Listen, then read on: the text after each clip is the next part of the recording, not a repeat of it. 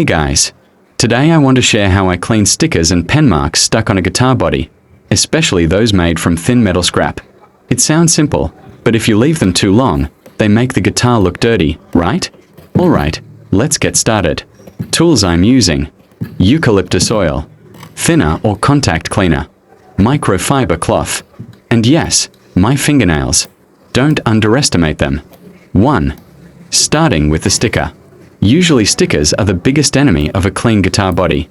First, I lift a tiny corner of the sticker. Doesn't have to be big, just enough so we can grab it. Once a small edge is lifted, I pull it slowly using my fingernail. Pull gently, don't rip it off like plucking a chicken, or you'll scratch the surface. After the sticker comes off, there's usually sticky glue residue left behind.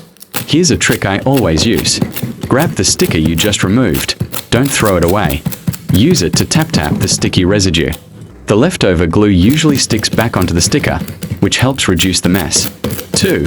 Cleaning the glue residue. If tapping isn't enough, then let's use the next step.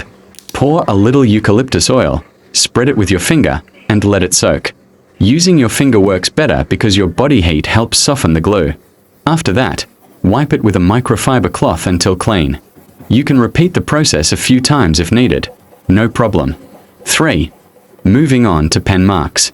Now let's clean the pen marks. If the pen marks are light, the same method with eucalyptus oil usually works.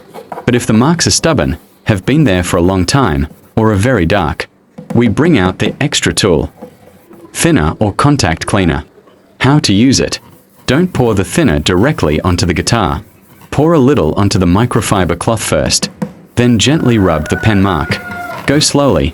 Thin metal bodies often have paint that can wear off if scrubbed too hard.